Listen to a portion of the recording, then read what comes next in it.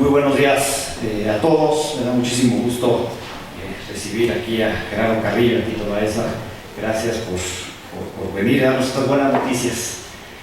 También saludo a la doctora Luz de Susana Rueda de León, representante de la Secretaría de Desarrollo Económico. Saludos al secretario Peralta y a Nacho Rubí. Muchas gracias por ser anfitrión aquí en este bello lugar, el Yapem. Muchísimas gracias. También saludo a todos los bancos que nos han acompañado y a todos los compañeros de la Secretaría de Finanzas que hacen que esto sea posible.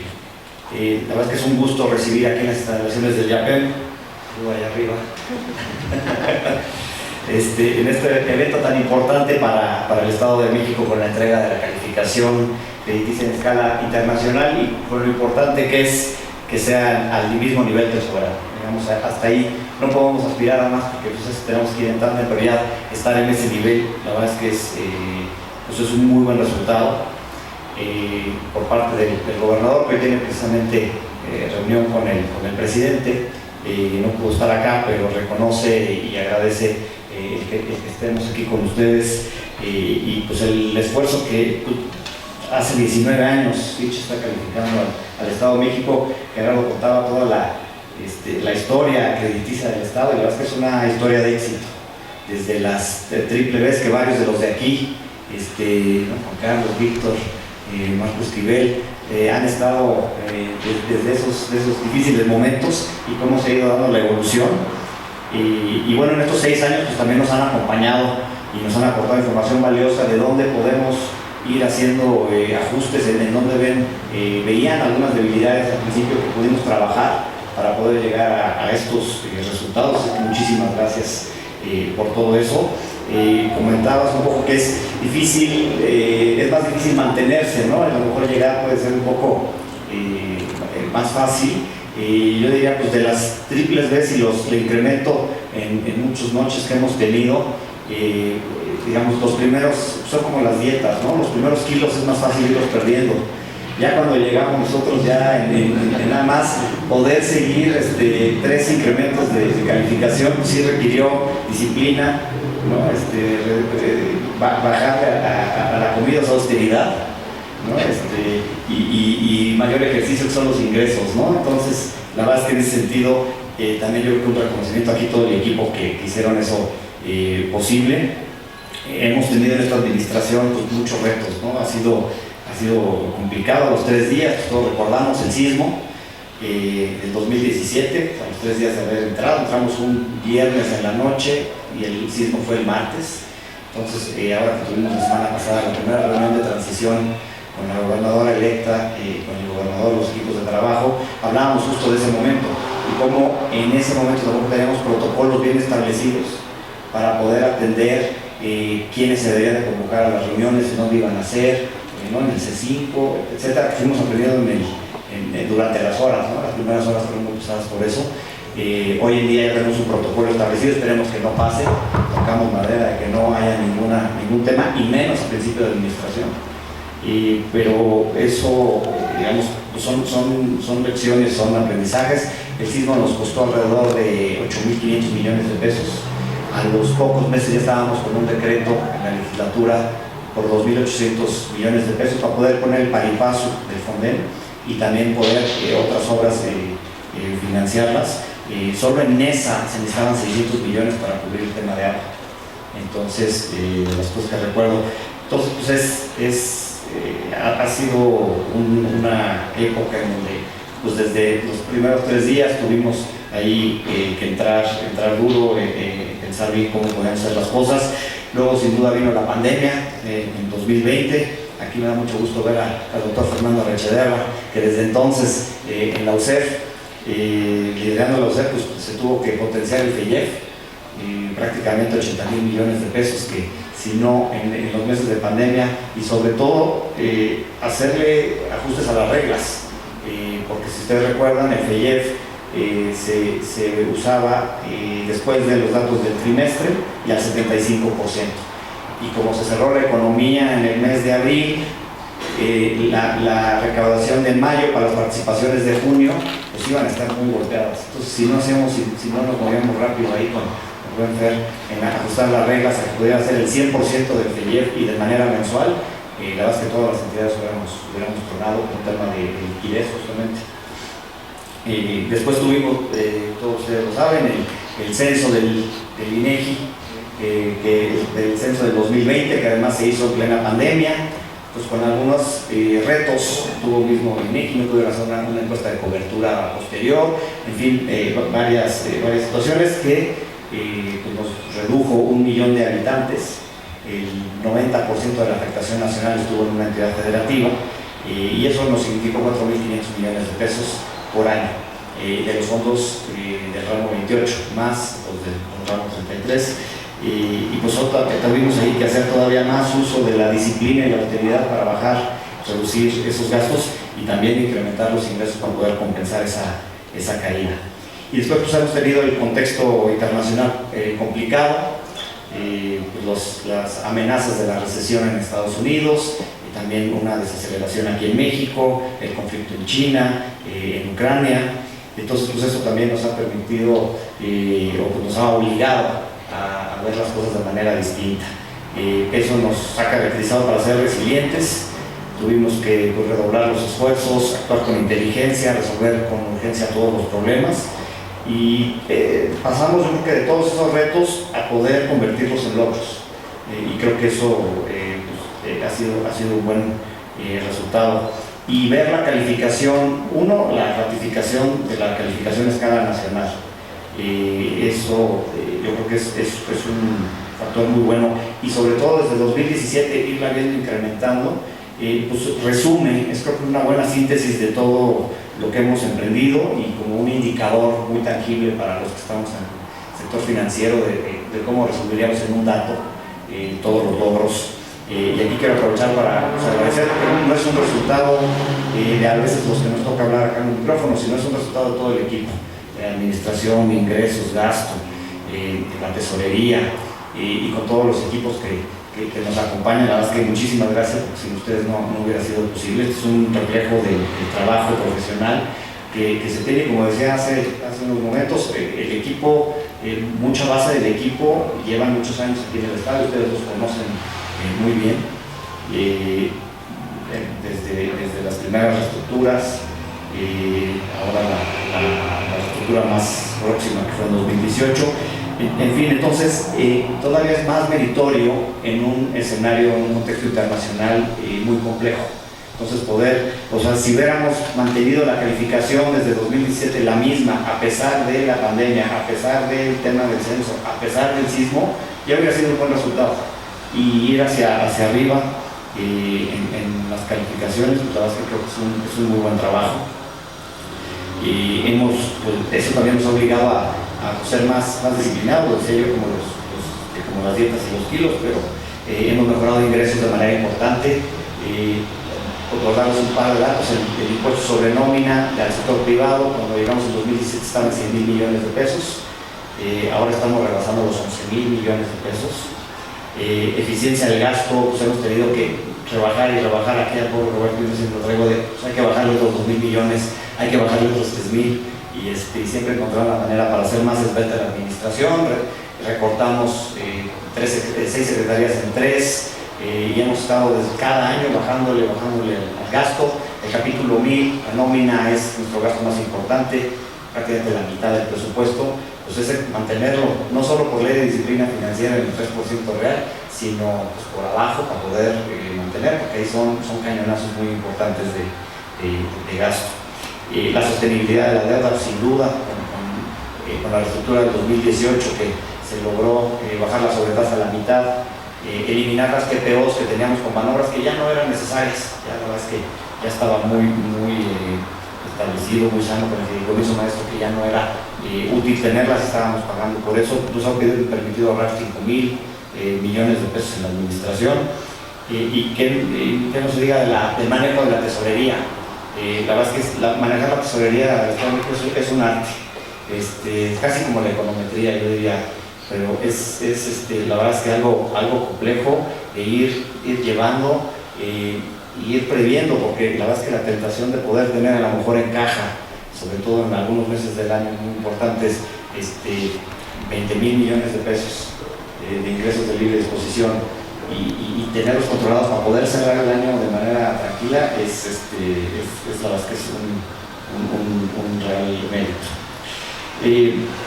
Y bueno, lo más importante para nosotros de este reconocimiento pues creo que es el legado que deja esta administración, que deja el gobernador, de que pues ahí está a la vista de todos, y yo creo que es importante para nosotros, es que no lo decimos nosotros, ¿no? Pues dicen alguien con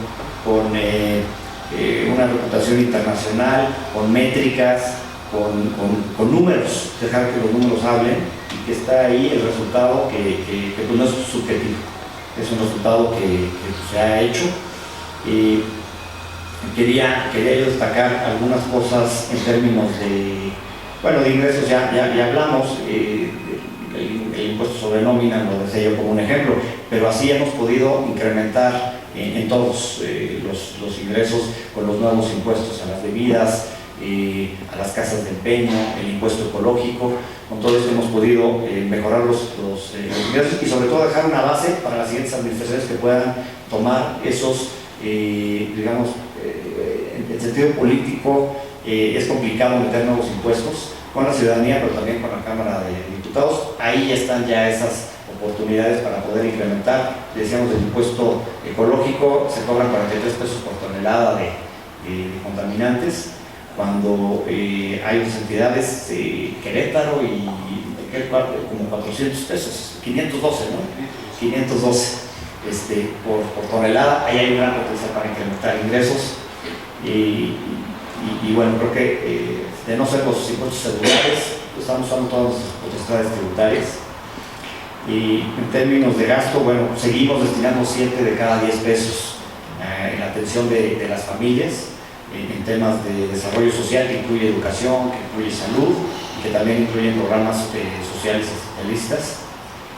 Duplicamos el presupuesto de programas transversales de género, de 6,000 millones a más de 14,000 millones de pesos. Ha sido la tónica y el centro de todas las políticas públicas que ha tenido este gobierno, encabezado por el gobernador.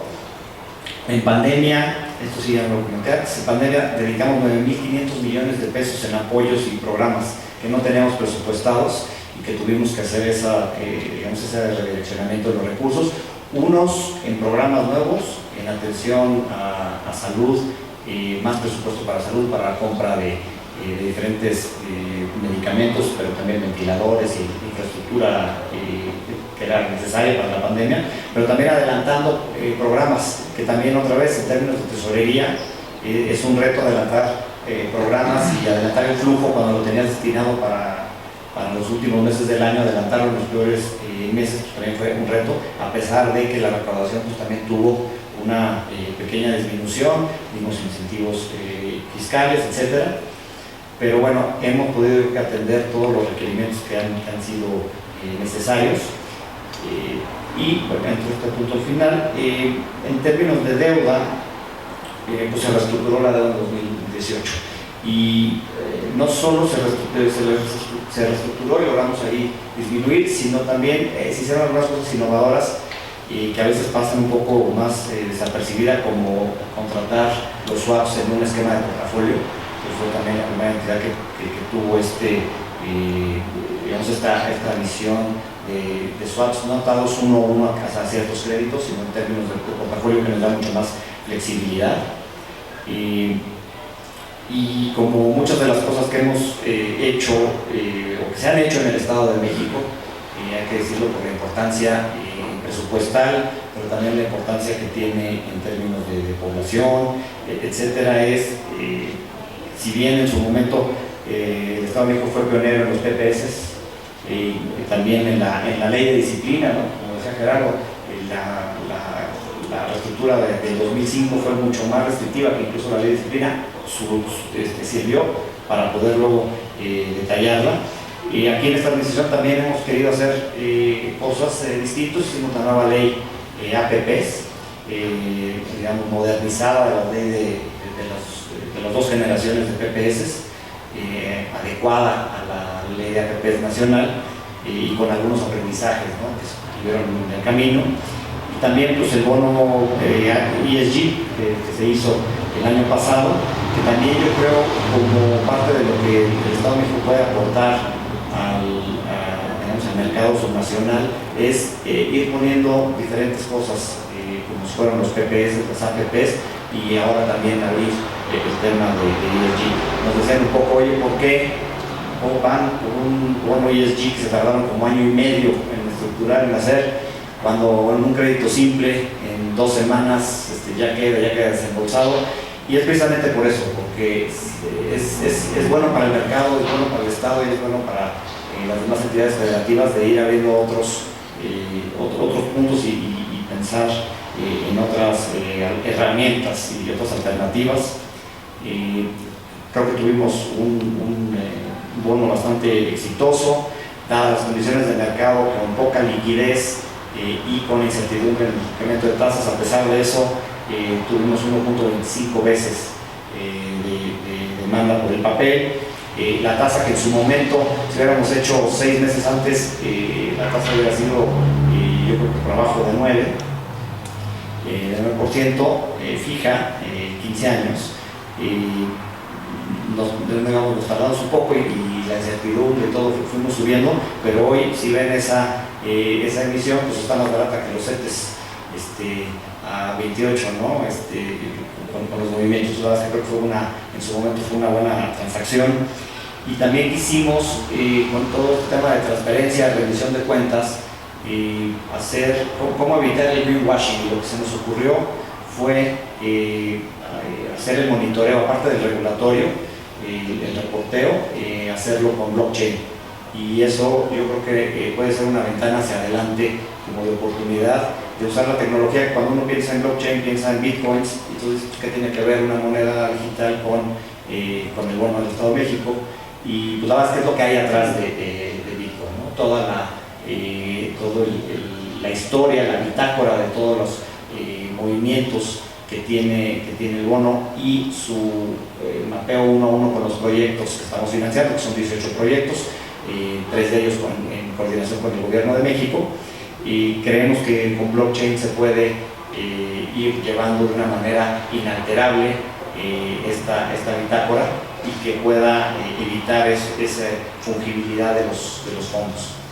Y bueno, por último, también pues agradecer a todos los bancos, y aquí paso de la parte de deuda a la parte de inversión pública, a todos los bancos que están aquí, que nos acompañan y que nos han acompañado en 6 años por la confianza, y agradecer porque han contribuido a financiar el desarrollo del Estado en términos de toda la infraestructura. Si bien fue un importante programa de financiamiento, y que pasamos de saldos de deuda de 34,000 millones al principio de esta administración a más de 50,000, pues todos esos pesos que además el Estado tiene la capacidad para poder tomar esa deuda y más, pero todos esos alrededor de 20,000 millones en términos netos de financiamiento, pues se ven en las calles, se ven en la infraestructura que hicimos para el aeropuerto, el trolebús Charco Santa Marta, etc. Entonces, pues la verdad es que agradecerles a todos los bancos por esta confianza. Sé que suena medio despedida, pero estamos a 2 meses, pero la verdad es que muchísimas gracias porque con todo el trabajo que se ha hecho, con la confianza que nos han tenido, la confianza de las calificadoras, podemos creo que entregar muy buenas cuentas, finanzas sanas, y un muy buen punto de partida para hacia adelante. Hay retos, sin duda está el ICEMIN como uno de los retos. Esta administración, a pesar de que no pudo transitar la ley que propusimos en el 2018, como gobierno necesarios para poder atender el tema de pensiones, y estoy seguro que las administraciones siguientes van a tener que tomar ese compromiso también, ya sea de una nueva ley o de darle recursos extraordinarios que empiezan a ser ordinarios. La verdad es que ya cuando presupuestamos dejan de ser extraordinarios, ya parece que son regularizables, y el compromiso está para que siga a esto. Pues nuevamente muchísimas gracias a todos, y gracias por acompañarnos esta mañana.